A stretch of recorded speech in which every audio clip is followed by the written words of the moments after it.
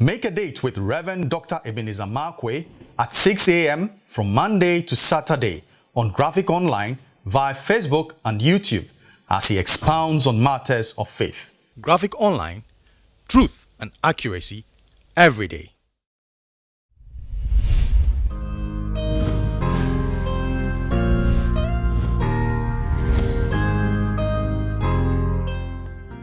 Hello, this is Reverend Dr. Ebenezer Markwei of Living Streams International, bringing you matters of faith with Graphic Online. This morning, I'd like to capture my thoughts with necessary evil. Necessary evil. And then my mind now goes back to Joseph and Potiphar's wife. You know, Potiphar's wife, she brings an accusation of rape against Joseph. And that was a very, very dangerous thing. I mean, young Hebrew boy minding his own business. And for me, even that whole story, it looks crazy to me. And I doubt whether Potiphar even believed his wife. Because I have quite a few evidences to say that something might not sit well with Potiphar. Especially when Potiphar was leaving the house, he told Joseph, everything that I have is under you, except my wife. I mean, he should have just said, look, everything that is in this house is under you. He doesn't need to say that his wife is an exception. But everything that I have is under you, except my wife. You know, of course, it stands to reason that once Potiphar is the boss, his wife is also the boss, or the bosses, like you say. So that was an non-starter to even think of. But, you understand, Potiphar then says this. So I'm sure that Potiphar might have his own misgivings. Anyway, this is my own. I mean, perhaps I'm stretching it a little bit. But here's the thing. Potiphar's wife, and for me, she cries rape. And everybody believes it. The house, other servants are in the house. And nobody hears her scream rape. Nobody listens until the master comes and then she says that he attempted to rape me. Oh boy. Oh boy.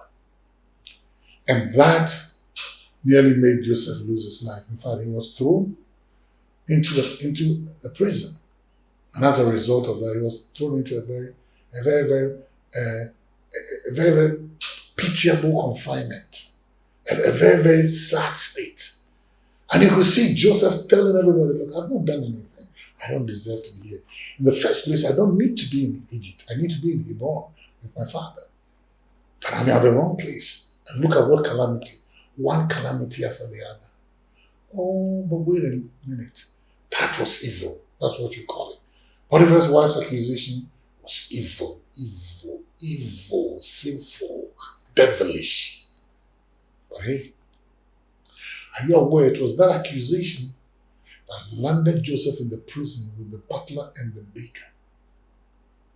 And it was the butler, it was the interpretation of the dream of the baker and the butler that gave credibility, or that gave Joseph ability to interpret dreams notoriety. It was that encounter at the prison, at the dungeon. So you know what?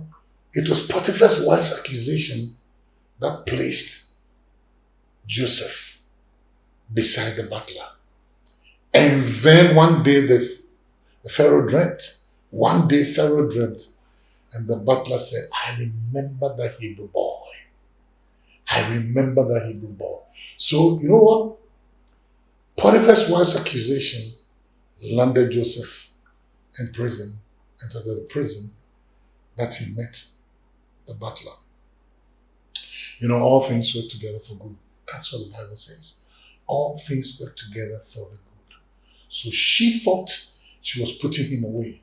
But in actual fact, she was pulling him or pushing him towards his pedestal, towards his palace, towards his throne as prime minister.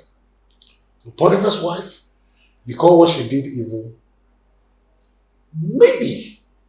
But I'm also sure that is what God used to promote Joseph. That is what God used to push Joseph closer to Pharaoh. That is what God used to introduce Joseph to Pharaoh. So you know what? They think they might be doing you evil. They think they may be putting you away. They think they're going to bury your reputation and bury who you are and all that. But you know what? What they don't know is that all things work. So that activity of theirs was a work in progress by God. God sees that activity of theirs as a work in progress to push them towards, to push you towards where the pedestal He wants to take you. So you know what? If I were you, I won't grieve so much, because all things work together for good. Some evil, then unnecessary. See you later.